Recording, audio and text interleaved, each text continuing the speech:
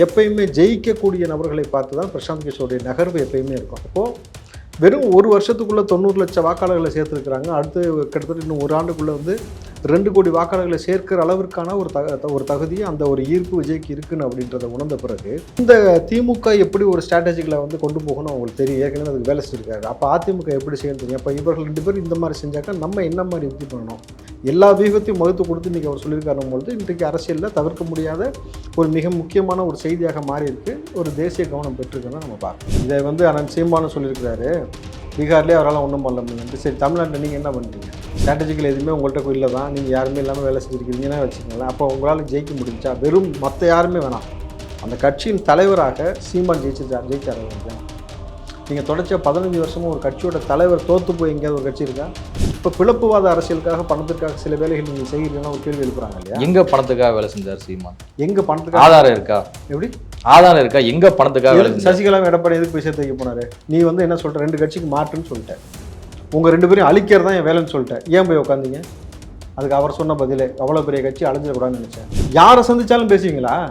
ஒரு சக தோழியோட கல்யாணத்துக்கு போனால் அது விமர்சனம் பண்ணுறது, பிரசாந்த் கிஷோரை வச்சு பேசினா இது பண்ணுறது, சிடி நிர்மல்குமாரை கூப்பிட்டா உடனே அதுக்கு ஒரு விமர்சனம், ஆதவர்ஜின் வந்தால் ஒரு விமர்சனம், திரும்ப போய் சந்திக்கிறதுக்கான ஏற்பாடு பண்ணால் அது ஒரு விமர்சனம், ஒரு புத்தக வெளியீடுக்கு வந்தால் விமர்சனம், பனையூரில் கூப்பிட்டு கொடுத்தா விமர்சனம், பொது வாழ்க்கைக்கு வந்தால் விமர்சனம், இங்கே பரந்தூருக்கு போனால் விமர்சனம்னாக்கா அப்போ விஜய் மட்டுமே விமர்சிக்கக்கூடிய அளவில் வந்து அப்போ ஒரு விஷயம் நல்லா புரியுதா? ஒரு தனிநபர் ஒரு அரசாங்கத்துக்கே ஒரு பயத்தை காட்டுறாருனாக்கா அப்போ எவ்வளோ பெரிய வளர்ச்சி இருக்குது, எவ்வளோ பெரிய தொண்டர்கள் இருக்காங்கன்னு புரியுதா? அப்போ இப்படி ஒரு தனிநபராக ஒரு அரசாங்கத்திற்கு வேறு யார் வரைக்கும் பயம் காட்டியிருக்கிறாங்க? சரியான கூட்டணி சரியான கட்டமைப்பை உருவாக்காமல் போகும்பொழுது இப்போ டெல்லியில் காங்கிரஸ் வந்து கிடையாதுன்னும் பொழுது 27 வருஷம் கழித்து பிஜேபி அங்கே வருதுனாக்கா அப்போ இந்த வியூகத்தை எல்லாத்தையும் பார்க்கக்கூடிய ராகுலுக்கு தெரியும் விஜய் யாருன்னு, விஜய்க்கு தெரியும் ராகுல் யாருன்னு. பொறுத்திருந்து பார்ப்போம்.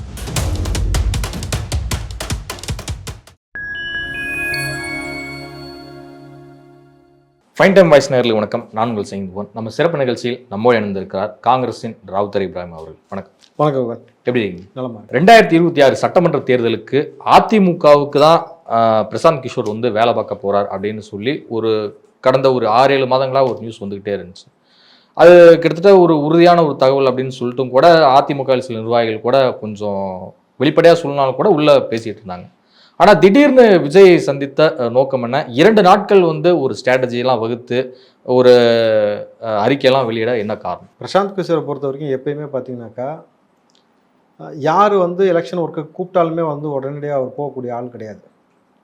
அதற்கு முன்பாக எந்த கட்சி கிட்டத்தட்ட அவர்கள் பெரும்பான்மையாக ஜெயிக்கக்கூடிய வாய்ப்பு இருக்குன்றதை முன்னாடியே அவர் கணிச்சிட்டு, ஏன்னா அவரை பொறுத்த வரைக்கும் நம்ம ஒரு நிறுவனத்தில் போய் வேலை செஞ்சால் அது வெற்றியை தான் நம்ம கொடுக்கணும், அப்போ தான் அது தனக்குமான பெயர்ன்றதுனால காசு கொடுக்கறதுனால ஒரு ஆளுக்கு வேலை செஞ்சு கடைசியில் அவங்க தொடர்ச்சியாக தோல்வியை சந்திச்சாங்கன்னா அப்போ இவருக்கு என்ன பேர் இருக்கும் அப்படின்றதுனால எப்பயுமே ஜெயிக்கக்கூடிய நபர்களை பார்த்து தான் பிரசாந்த் கிஷோருடைய நகர்வு எப்பயுமே இருக்கும். அப்போது வெறும் ஒரு வருஷத்துக்குள்ளே 90 லட்சம் வாக்காளர்களை சேர்த்துருக்குறாங்க. அடுத்து கிட்டத்தட்ட இன்னும் ஒரு ஆண்டுக்குள்ளே வந்து 2 கோடி வாக்காளர்களை சேர்க்கிற அளவிற்கான ஒரு தகுதி அந்த ஒரு ஈர்ப்பு விஜய்க்கு இருக்குன்னு அப்படின்றத உணர்ந்த பிறகு எந்த அளவுக்கு ஒரு கட்சி வந்து குறுகிய காலத்தில் ஒரு பிரம்மாண்டமான வளர்ச்சி பெற்றிருக்கு அப்படின்னும் பொழுது, 2வது தமிழ்நாட்டில் எவ்வளோ பெரிய ஒரு மோசமான ஒரு ஆட்சி முறை, மக்களுக்கு எப்படி இந்த ஆட்சியின் மீது இருக்கக்கூடிய வெறுப்பு இருக்குது, ஸோ இதை சார்ந்து ஒன்று. 3வது இளைஞர்கள் எந்த அளவுக்கு அரசியலுக்குள்ளே வந்து ஒரு நாட்டத்தை செலுத்தியிருக்கிறாங்க, அவங்க எந்த அளவுக்கு வந்து கவனிக்கப்படக்கூடிய நபர்களாக மாறியிருக்கிறாங்கன்னும் பொழுது இப்போ எல்லாத்தையும் கணிக்கும் பொழுது விஜய் அவர்களுக்கு 70 ஆண்டு காலமாக இருக்கக்கூடிய கட்சி 2 கோடி உறுப்பினர்கள் வச்சுருக்கிறதும் 2 ஆண்டுக்குள்ளே 2 கோடி உறுப்பினர்கள் சேர்க்கக்கூடிய அளவில் ஒரு கட்சி பிரம்மாண்டமான வளர்ச்சி அடைகிறதுனால இப்போ எதை நோக்கி அவர் பயணிப்பார்னு ஒரு விஷயம். ஏன்னா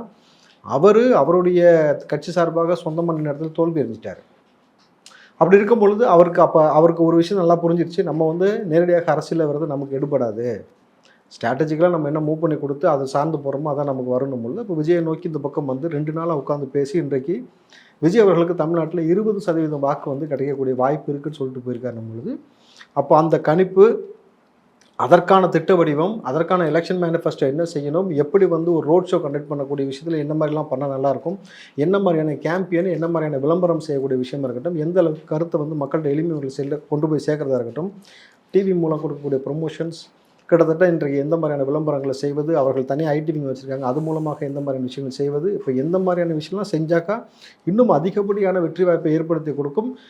இந்த திமுக எப்படி ஒரு ஸ்ட்ராட்டஜிகளை வந்து கொண்டு போகணும் அவங்களுக்கு தெரியும். ஏற்கனவே அதுக்கு வேலை செஞ்சிருக்காரு. அப்போ அதிமுக எப்படி செய்யணும் தெரியும். அப்போ இவர்கள் 2 பேரும் இந்த மாதிரி செஞ்சாக்கா நம்ம என்ன மாதிரி யுக்தி பண்ணணும், கிரிக்கெட்டில் அவர் எப்படி பேட்ஸ்மேன் எப்படி பண்ணுவார் தெரிஞ்சு அதுக்கு தகுந்த மாதிரி எப்படி நம்ம பவுலிங் போகணுன்ற மாதிரி எல்லா வியூகத்தையும் வகுத்து கொடுத்து இன்றைக்கி அவர் சொல்லியிருக்காரும் பொழுது இன்றைக்கு அரசியலில் தவிர்க்க முடியாத ஒரு மிக முக்கியமான ஒரு செய்தியாக மாறி இருக்கு, ஒரு தேசிய கவனம் பெற்றிருக்குன்னு தான் நம்ம பார்க்கணும். ஜான் சுராஜ் அப்படிங்கிற ஒரு கட்சியை கடந்த ஆண்டு அக்டோபர் 2ஆம் தேதி ஆரம்பித்தார், காந்தி ஜெயந்தி, காந்தி அவருடைய பிறந்தநாள் அன்னைக்கு. அவர் ஆரம்பித்து சில மாதங்கள்லேயே வந்து இடைத்தேர்தலையும் வந்து அங்கே சந்திச்சார். பீகாரில் 4 தொகுதி இடைத்தேர்தலையும் வந்து போட்டிட்டார், 3ல் டெபாசிட் போச்சு. ஸோ அப்படி இருக்கிறவர் வந்து தேர்தல் களத்தை விஜய்க்கும் வந்து சொல்லியிருப்பார் தானே. இப்போ திமுக அதே மாதிரி தானே அவர் சொல்லியிருக்காரு, சொல்லி 2011 நினைக்கிறேன், 2021 2021 தான். திமுகவுக்கும் அதே மாதிரி ஸ்ட்ராட்டஜிக்கெலாம் சொல்லி தான் திமுக வந்து வெற்றி பெற்றுக்கணும் பொழுது நான் தான் சொன்னல, தனக்கு என்ன வேலை வருன்றது சரியாக தெரியும் நமக்கு. நம்ம நேரடியாக அரசியல் களத்துக்குள்ளே வந்தால் மக்கள் அங்கீகரிப்பாங்களான்றது ஒரு விஷயத்த வந்து இல்லை, பிரசாந்த் கிஷோரை வந்து சொந்த ஊர்லேயே மக்கள் அவரை ஏற்றுக்கலையே, அசப்ட் பண்ணலையே. இந்த ஊரில் ஏற்றுக்கிட்டாங்கல்ல, பெரியார் இந்த ஊரில் ஏற்றுக்கிட்டாங்கல்ல, கலைஞர் இந்த ஊரில் ஏற்றுக்கிட்டாங்கல்ல, எம்ஜிஆர் அந்த ஊரில் ஏற்றுக்கிட்டாங்கல்ல, ஜெயலலிதா அந்த ஊரில் ஏற்றுக்கிட்டாங்கல்ல. ஸோ அந்தந்த ஊருக்கு தகுந்த மாதிரி களத்துக்கு தகுந்த மாதிரி சில இடத்துல சில விஷயங்கள் ஒர்க் அவுட் ஆகும். அதனால் வந்து அவர் சொல்லியிருக்காரு, அவர் ஒன்றுமே இல்லை ஜீரோனா எதுக்கு திமுக கூப்பிட்டுச்சு, எதுக்கு பிஜேபி கூப்பிட்டு அந்த பக்கம் ஜெயிச்சு, எதுக்கு பல கட்சிகள் கூப்பிடுது, அப்போ ஒன்றுமே இல்லை நம்பரை கூப்பிட வேண்டிய அவசியம் கிடையாது. ஏன்னா அவருக்கு எவ்வளோ பணம் கொடுக்க, ஸ்ட்ராட்டஜிங்கிறது ஒரு கட்சிக்கு வந்து ஒரு 10% தானே ஹெல்ப் பண்ணும். அது எப்படி 90% வந்து களத்தில் இறங்கினா தானே தெரியும். ஆமாம், வெறும் இப்போ ஸ்ட்ராட்டஜி பிரசாந்த் கிஷோர் வந்துட்டதுனால வந்து பிரம்மாண்டமான வெற்றியை பெற்றுட்டாங்கன்றதுக்கான உறுதிப்படுத்த கிடையாது. ஆனால் ஒரு நகர்வு வெற்றியை நோக்கி நகர்வதற்கு இது மிக முக்கியமான விஷயம். புரியுதுங்களா? இப்போ வண்டியில் வந்து வண்டி ஓட்டுறதுக்கு கிட்டத்தட்ட பார்த்தீங்கன்னா ஸ்டேரிங் முக்கியம், ஆக்சிலேட்டர் முக்கியம், கியர் முக்கியம், பிரேக் முக்கியம், கிளச்சு முக்கியம். ஏதாவது ஒன்று மிஸ் ஆனாலும் அதை கொண்டு போய் முடிச்சு நிப்பாட்டுன்ற மாதிரி ஒரு சின்ன வியூகம்னாலும் அந்த விஷயம் வந்து அந்த அடுத்த கட்டத்தை நோக்கி போவதற்கான ஒரு வளர்ச்சி நோக்குவதற்கான ஒரு வெற்றியை வந்து கொடுக்கக்கூடிய ஒரு வழிவகைன்றதுனால தான் முக்கியமாக பார்க்கப்படுகிறது. இன்னும் சிலர் வந்து நிறைய பேர் வந்து விமர்சிச்சுட்டு வராங்க, குறிப்பாக என்டிக்கிலேருந்து பலர் வந்து விமர்சிக்கிறாங்க. பீகார்லேயே வந்து சொந்த ஊரில் டெபாசிட் வாங்க முடியாத பிகேவனால அவர் சொல்கிற உத்தியில் எப்படி வந்து விஜய் வந்து பலமாக ஜெயிக்க போகிறாரு அப்படிங்கிற கேள்வியெல்லாம் வந்து பல அரசியல் விமர்சகர்களும் வந்து முன்வைக்கிறாங்க. இதை வந்து அண்ணன் சீமானு சொல்லியிருக்கிறாரு, பீகார்லேயே அவரால் ஒன்றும் பண்ண முடியலன்ட்டு. சரி, தமிழ்நாட்டில் நீங்கள் என்ன பண்ணிட்டீங்க? ஸ்ட்ராட்டஜிக்கல் எதுவுமே உங்கள்கிட்ட இல்லை தான், நீங்கள் யாருமே இல்லாமல் வேலை செஞ்சுருக்கிறீங்கன்னா வச்சுக்கோங்களேன். அப்போ உங்களால் ஜெயிக்க முடிஞ்சா? வெறும் மற்ற யாருமே வேணாம், அந்த கட்சியின் தலைவராக சீமான் ஜெயிச்சார். அது வரைக்கும் நீங்கள் தொடர்ச்சியாக 15 வருஷமும் ஒரு கட்சியோட தலைவர் தோற்று போய் எங்கேயாவது ஒரு கட்சி இருக்கா? கட்சியில் பல நபர்கள் தோப்பாங்க, ஒரு கட்சியோட தலைவரே வந்து தொடர்ச்சியாக 15 வருஷமா தோற்று. அவங்க தான் சொல்கிறாங்கல்ல, எங்களை பொறுத்த வரைக்கும் சாதி மதத்துக்கு அப்பாற்பட்டு தான் அவங்க தமிழர்கள்லாம் வந்து ஒன்றிய நேரம். அப்படிப்பட்ட ஒரு ஓட்டுகளை தான் நாங்கள் வந்து பெற விரும்புகிறோம், சமத்துவ அரசியலை நோக்கி நகர்றோம், தமிழ் தேசிய அரசியலை கட்டமைக்க விரும்புகிறோம். ஸோ அதன் காரணமாக தான் வந்து நாங்கள் மக்களுடன் தான் வந்து கூட்டணி, மற்றபடி இந்த சீட்டுக்கும் நோட்டுக்கும் போய் நிற்கிற ஆளுங்க நாங்கள் இல்லை அப்படின்னு சொல்லிட்டு வெளிப்படையாக சொல்கிறாங்க. வெளிப்படையாக சொல்கிறால தான் வந்து இதுக்கு முன்னாடி இந்து கடவுளை குறித்து மிக இழிவாக மலிவான வார்த்தையை பயன்படுத்துகிறார். இன்றைக்கு இந்து கடவுளை தூக்கி வைத்து கொண்டாடி கொண்டிருக்கிறார். கிட்டத்தட்ட பார்த்தீங்கன்னா முருகனை குறித்து அவர் வந்து பிள்ளையாரை குறித்து, சிவனை குறித்து, பார்வதியை குறித்து பேசின பேச்சாக இருக்கட்டும், இன்றைக்கி இந்த பக்கம் வேல் எடுத்து சுற்றக்கூடிய வேலையாக இருக்கட்டும், ஸ்கூலுக்கு போகணும் படிப்பு இல்லையா தேவையில்லை, நீங்கள் ஆடு மேய்க்கலாம் மாடு மேய்க்கலாம்னு சொல்கிறது, ஏன் இப்போ தமிழில் தான் படிக்கணும்னு சொல்கிறது, தாம்புள்ளையே கான்வென்ட்டில் சேர்க்க வேண்டியது, கிட்டத்தட்ட வந்து இதெல்லாம் பண கொழுப்புன்ற வார்த்தையை விஜய் நோக்கி பயன்படுத்துகிறாரும் பொழுது நீங்கள் சொன்ன வார்த்தை, அவர் சொன்ன வார்த்தையை சொல்லுவோமே, நான்லாம் பிச்சை எடுத்து தான் பிழைக்கிறேங்கிறாரு. இந்த வார்த்தையை வேணா சொல்லுவானா? ஒரு அரசியல் கட்சி தலைவன் தனக்கு ஆனால் தொண்டனுக்கு நீ என்ன கற்பிக்க விரும்புகிறேன்? பிச்சை எடுத்து கூட பொழைச்சிக்கன்னு சொல்ல வரியா? அப்போ உழைச்சி பொழைக்கணும்னு சொல்ல மாட்டியான்னு ஒரு கேள்வி இருக்குல்ல. அப்போ பிச்சை எடுத்து பொழைக்கும் பொழுது இவ்வளோ எகத்தால பேச்சு வருதான்னு ஒரு கேள்வி, அடுத்த கேள்வி அவங்க வைக்கிறாங்கல்ல. அப்போ அதுக்கு நீங்கள் என்ன மாதிரி எதிர்கொள்வீங்க? அப்போது செந்தில் பாலாஜி வழக்கு இன்றைக்கி வந்து நீதிமன்றத்தில் வந்திருக்கு. மறுபடியும் பார்த்தீங்கன்னாக்கா திமுக தலைவலி ஏற்கனவே ஞானசேகரன் வழக்கு வளர்ந்த போது தான் ஒரு பெரிய எடுத்தார். இப்போ செந்தில் பாலாஜி வழக்கு வரும்பொழுது இப்போ விஜய் நோக்கி ஒரு போராடும் பொழுது இப்போ யாருக்கான ஆள் அவர் வேலை செய்கிறான்னு ஒரு விஷயம் புரிஞ்சுக்கணும்ல. பணம் கொடுத்தா யாருக்கு வேணால் வேலை செய்யக்கூடிய ஒரு வேலை செய்கிறாரா? ஏன்னா அதிமுகவுக்கு ஒரு முறை சசிகலாவும் எடப்பாடியும் சேர்த்து வைக்க போய் உட்காந்த ஆள் தான் அவர். இன்றைக்கி வட மாநிலங்களில் பிஜேபிக்கு போய் பிரச்சாரத்துக்காக போய் உட்காந்த ஆள் தான் பொழுது இவருக்கான நிலைப்பாடு என்ன? ஒரு தனக்குன்னு ஒரு கட்சி இருக்குன்ற மாதிரி கோட்பாடெலாம் விட்டுட்டு இவர் எல்லா கோட்பாடுக்குள்ளேயும் எந்த பக்கம் வேணாலும் நான் போய் எந்த வேணாலும் பேசுவேன் பொழுது இப்போ பிளப்புவாத அரசியலுக்காக பணத்திற்காக சில வேலைகள் நீங்கள் செய்கிறீங்கன்னா ஒரு கேள்வி எழுப்புறாங்க இல்லையா? எங்கே பணத்துக்காக வேலை செஞ்சார் சீமான்? எங்கே பணத்துக்காக ஆதாரம் இருக்கா? எப்படி ஆதாரம் இருக்கா? எங்கே பணத்துக்காக வேலை? சசிகலா எடப்பாடி எதுக்கு போய் சேர்த்து வைக்க போனாரு? நீ வந்து என்ன சொல்கிற, 2 கட்சிக்கு மாட்டுன்னு சொல்லிட்டேன், உங்கள் 2 பேரையும் அழிக்கிறது தான் என் வேலைன்னு சொல்லிட்டேன், ஏன் போய் உட்காந்தீங்க? அதுக்கு அவர் சொன்ன பதிலே அவ்வளோ பெரிய கட்சி அழிஞ்சிடக்கூடாதுன்னு நினச்சேன். இப்போ எவ்வளோ நாடகம் இருக்குது இதில். இப்போ கமலஹாசன் தூக்கி அதில் உடச்சாரில் டிவியில் ப்ரொமோ போட்டு இன்றைக்கி எங்கே போய் உட்காந்துருக்காரு? நேற்று சேகர் பாபு போய் சந்திக்கிறாரு. சந்திச்சுட்டு அவருக்கு ஒரு கொடுக்குறாங்களாம், எம்பி சீட் ஒன்று கொடுக்கறதுக்கான முடிவு எடுத்துருக்கிறாங்க பொழுது அப்போ அதுபோல் உங்களுக்கு ஒரு பிளப்புவாதத்திற்கான சில வேலைகள் தானே செய்திருக்கீங்களான்னு ஒரு கேள்வி எழுப்பப்படுது இல்லையா? இல்லைன்னு எப்படி மறுப்பீங்க? இல்ல ஒரு கட்சிக்கு வந்து காமராஜர் இருந்தாரு, அண்ணா இருந்தாரு, கலைஞர் இருந்தாரு, எம்ஜிஆர் இருந்தாரு, ஜெயலலிதா இருந்தாங்க. இவங்கெல்லாம் வந்து பாத்தீங்கன்னா எந்த ஒரு வியூக வகுப்பாளர்களையும் தங்கள் கூட வந்து வச்சுக்கல. தங்கள் எல்லாமே வந்து மக்கள் கூட பயணப்பட்டாங்க, டிராவல் பண்ணாங்க, போராட்டம் மக்களுக்காக களத்துல வந்து நின்னாங்க. ஸோ தொடர்ந்து ஒவ்வொரு கட்சியில வந்து பல தளபதிகளை வந்து ஒவ்வொரு மாவட்டமா வந்து உருவாக்குனாங்க. ஸோ ஆட்சியை வந்து பிடிச்சாங்க. ஸோ அப்படி இருக்கும்போது அதுதானே வந்து வியூகமா இருக்க முடியும். பெண் நிறுவனம் ஒன்று இருக்கு, கலைச்சர் சொல்லுங்க. திமுக எதுக்கு ஆரம்பிச்சு வச்சிருக்கு? 70 வருஷ ஆலம்பரம் எதுக்கு சார் அதை ஆரம்பிச்சு வச்சிருக்கு? சார் என் கட்சி நான் யாரை சேர்த்துக்கணும்? இன்னைக்கு எல்லா கட்சிகளுமே ஐடிவிங்க பலப்படுத்தும் பணிகளை வந்து இருக்கிறாங்க. பேக்ரவுண்ட்ல ஒரு டேட்டா ஒர்க்கிங்லாம் வந்து பயங்கரமா எல்லாமே ஈடுபட்டு தான் இருக்காங்க. பெண் ஐடிவிங் கிடையாது, ஐடிவிங் தனியாக இருக்குது டிஎம்கேக்கு. நீங்கள் சொன்ன இந்த ஸ்ட்ராட்டஜிக்கல் ஒர்க் பண்ணுறது தான் பெண் நிறுவனம் செபரேஷனுக்காக ஆரம்பிக்கப்பட்டது. அதில் மிக முக்கியமாக ஆதவர்ஜன் இருந்து தான் ஆரம்பித்து கொடுத்துருக்கிறாரு. புரியுதுங்களா? அப்போது நீங்கள் வச்சுருக்கிறீங்க 70 ஆண்டு காலமாக இருக்க கட்டம் அங்கே இருக்கக்கூடிய நபரே நீங்கள் வச்சுருக்கீங்க பொழுது, சார் என் கட்சி சார் நான் யாரை வேணால் கூப்பிட்டு வருவேன், நான் உழைச்ச காசை யாருக்கு வேணால் கொடுப்பேன், திருநிதி வாங்கலை, மற்ற ஆள் மாதிரி வந்து எவனோ ஆரம்பித்த கட்சிக்குள்ளே போய் உட்காந்துக்கல நான். கரெக்டுங்களா? இப்போ அது பிஜேபி அண்ணாமலைக்கும் பொருந்தும். அவர் ஆரம்பித்த கட்சி கிடையாது. இந்த பக்கம் சீமானும் அவர் ஆரம்பித்த கட்சி கிடையாது. திமுக இருக்கக்கூடிய இவர்களுக்கும் அவங்க ஆரம்பித்த கட்சி கிடையாது. விஜய் அவர் ஆரம்பித்த கட்சி, அவர் காசு, அவர் பணம், அவர் உழைச்சது யாருக்கு வேணால் கொடுக்கணுமே, யாரை வேணால் சந்திக்கணுமே. அதில் உங்களுக்கு என்ன கஷ்டம்? யாரை சந்திச்சாலும் பேசுவீங்களா? ஒரு சக தோழியோட கல்யாணத்துக்கு போனால் அது விமர்சனம் பண்ணுறது, பிரசாந்த் கிஷோரை வச்சு பேசினது பண்ணுறது, சிடி நிர்மல்குமாரை கூப்பிட்டா உடனே அதுக்கு ஒரு விமர்சனம், ஆதவர்ஜன் வந்தால் ஒரு விமர்சனம், திருமாவை போய் சந்திக்கிறதுக்கான ஏற்பாடு பண்ணால் அது ஒரு விமர்சனம், ஒரு புத்தக வெளியீட்டுக்கு வந்தால் விமர்சனம், பனையூரில் கூப்பிட்டு கொடுத்தா விமர்சனம், பொது வாழ்க்கைக்கு வந்தால் விமர்சனம், இங்கே பரந்தூருக்கு போனால் விமர்சனம்னாக்கா அப்போ விஜய் மட்டுமே விமர்சிக்கக்கூடிய அளவில் வந்து அப்போ ஒரு விஷயம் நல்லா புரியுதா? ஒரு தனிநபர் ஒரு அரசாங்கத்துக்கே ஒரு பயத்தை காட்டுறாருனாக்கா அப்போ எவ்வளோ பெரிய வளர்ச்சி இருக்குது, எவ்வளோ பெரிய தொண்டர்கள் இருக்கிறாங்கன்னு புரியுதா? அப்போ இப்படி ஒரு தனிநபராக ஒரு அரசாங்கத்திற்கு வேறு யார் இது வரைக்கும் பயம் காட்டியிருக்கிறா? அப்போ நீங்கள் எல்லாம் பயப்படுறீங்க.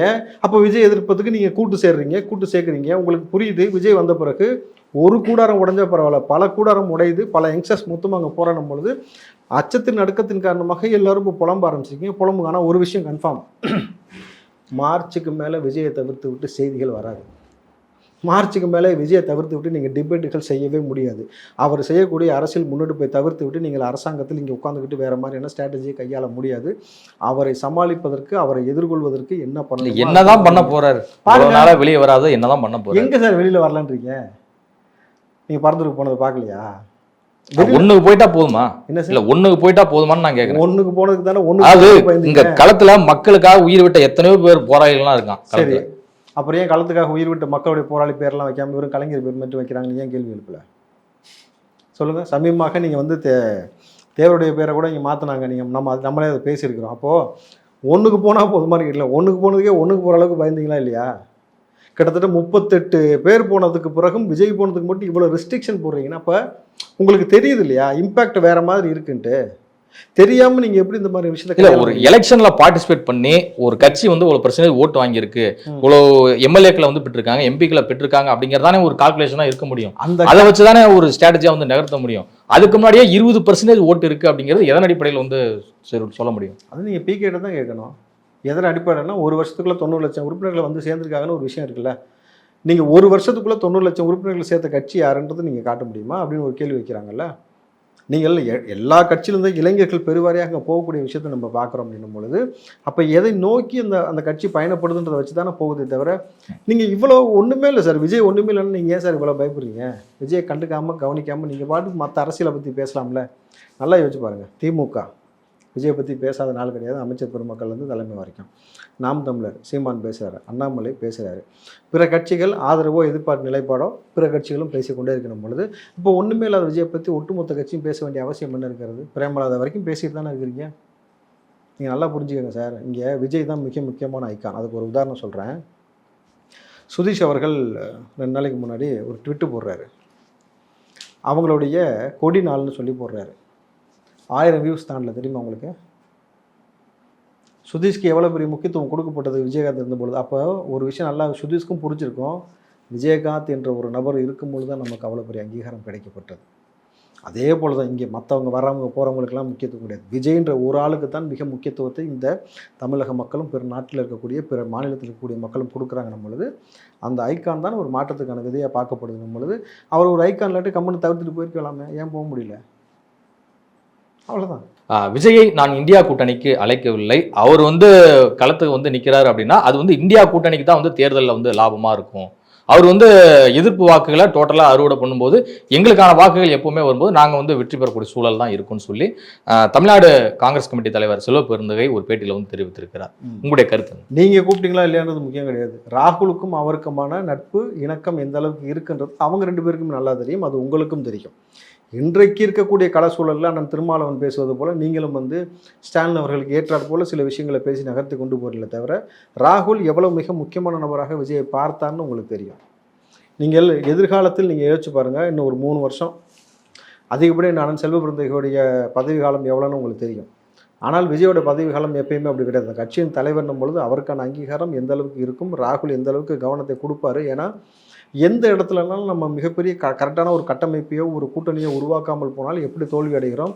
கிட்டத்தட்ட டெல்லியில் வந்து காங்கிரஸ் வந்து மீண்டும் பார்த்தீங்கன்னாக்கா தொடர்ச்சியாக அந்த மாநிலத்தில் வந்து அவர் கைப்பற்றவே முடியலனாக்கா அதுக்கு என்ன காரணம்? அப்போ சரியான கூட்டணி சரியான கட்டமைப்பை உருவாக்காமல் போகும்பொழுது இப்போ டெல்லியில் காங்கிரஸ் வந்து கிடையாதுன்னும் பொழுது 27 வருஷம் கழித்து பிஜேபி அங்கே வருதுனாக்கா அப்போ இந்த வியூகத்தை எல்லாத்தையும் பார்க்கக்கூடிய ராகுலுக்கு தெரியும் விஜய் யாருன்னு, விஜய்க்கு தெரியும் ராகுல் யாருன்னு பொறுத்திருந்து பார்ப்போம். மக்களை சந்தித்தால் தான் அவர்கள் வந்து பிரச்சனையை சொல்லுவாங்க. ஸோ அப்போதான் வந்து ரொம்ப இன்ட்ராக்டாக இருக்க முடியும். மற்றபடி தேர்தல் வியூ வகுப்பாளர்கள்லாம் வச்சுக்கிட்டு ஏசி ரூமில் வச்சுக்கிட்டு ஒன்றுமே பண்ண முடியாது கள அரசியல் அப்படின்னு சொல்லியிருக்கிறாரு அண்ணாமலை அவர்கள். அது மட்டுமா சொல்லியிருக்காரு? குழந்தைகள் விங்கன்னு ஒன்று போட்டிருக்காங்க. குழந்தைகள்லாம் அரசியலுக்கு வரக்கூடாது, 18 வயசுக்கு மேலே தான் வரணும், அந்த கட்சியில் இருக்கவங்களே குழந்தைங்கன்னு சொல்கிறாங்க, இந்த மாதிரிலாம் பேசியிருக்காரு. அவங்க அந்த கட்சியில் உள்ளவங்களாம் குழந்தைங்கன்னா நீங்கள் வேணால் மடியில் உட்கார வச்சு பால் கொடுங்க, யார் வேணான்னா. நீங்கள் ரொம்ப ஒரு விஷயத்தை புரிஞ்சுக்கணும் அண்ணாமலை அவர்கள். ஸோ படிப்பு அறிவுக்கும் பொது அறிவுக்கும் பொருத்தம் இல்லை அப்படின்றத நம்ம அண்ணாமலை கொடுக்கக்கூடிய விஷயத்தை வச்சு நம்ம புரிஞ்சுக்கலாம். நீங்கள் ஐபிஎஸ் படித்தாலுக்கு ஐக்கியூ நிறைய இருக்குன்னு பார்த்தாக்கா அவர் பேசக்கூடிய பேச்செல்லாம் என்ன மாதிரி இருக்குன்னு பாருங்கள். ஒரு கட்சியில் இங்கே நீங்கள் சொன்னது போலவே பாருங்கள், எடுத்துங்க, விஜய் இருக்கிறாரு, விஜயானந்த் இருக்கிறாரு, ஜான் ஆரோக்கியசாமி இருக்காரு, ஆதவர்ஜி இருக்காரு, சிடி நிர்மல்குமார், வெங்கட் இருக்கிறாரு, அதுக்கப்புறம் இப்போ பிகே வந்திருக்காரு. கிட்டத்தட்ட மிக முக்கியமான அடுத்த பல முக்கியமான அதிகாரிகள் எல்லாமே இருக்கிறாங்க. எல்லாத்தையும் ஆலோசனை செய்யாமல் குழந்தைகளுக்கு உருவாக்குவாங்க. அப்போது குழந்தைகளுக்கான பாதிப்பு ஏற்படக்கூடிய இடத்துல மக்களை போய் அணுகுவது, அவர்களுக்கான ஊட்டச்சத்தை கவனிக்கக்கூடிய விஷயமா இருக்கட்டும், கல்வியை கவனிக்கக்கூடிய விஷயம், விளையாட்டை மேம்படுத்தக்கூடிய விஷயமா இருக்கட்டும், அவர்களுடைய பாதுகாப்பு. தேர்தல் ஆணைய விதிப்படி ஒரு கட்சிக்கு சிறார் அணி அப்படிங்கிறது வந்து செல்லுபடி ஆகும். சிறார் அணி கிடையாது சார். அந்த சிறார்களுக்கான முக்கியத்துவத்தை ஒரு கட்சி சார்பாக செய்யக்கூடாதுன்னு சொல்றதுக்கு ஏதாவது உங்களுக்கு இருக்கா? சில்ட்ரன் விங்னு போட்டால் நான் தமிழில் வந்து சிறார் அணி குழந்தைகள் அணி தானே. குழந்தைகளுக்கு நாங்கள் போய் நலத்திட்ட உதவி கொடுக்குறோம், கொடுக்கூடாதா? குழந்தைகளுக்கு ஊட்டச்சத்து கொடுக்குறோம், கொடுக்கூடாதா? கருவுற்ற தாய்மார்களுக்கு வந்து வயிற்றில் வர குழந்தைகளுக்கு சத்து மாவு கொடுக்குறோம், பழங்கள் கொடுக்குறோம், அவர்களுக்கு ஊக்கத்தொகை கொடுக்குறோம், கொடுக்கூடாதுன்னு சொல்லுவீங்களா? இது எப்படி நீங்கள் கொடுக்கூடாதுன்னு சொல்ல முடியும்? ஸ்டாலின் கொடுத்தா கரெக்டா? கவர்மெண்ட்ல எப்பவுமே கொடுத்துட்டு தான் இருக்காங்க. தாங்க ஒரு அரசாங்கம் செய்வதை தனிநபராக கட்சி சார்பாக செய்யக்கூடாதுன்னு ஏதாவது விதிமுறை இருக்கா? பிள்ளைகள் நலனுக்காக இங்கே கொடுக்கக்கூடாதுன்னு ஏதாவது அவசியம் இருக்கா? இல்லை.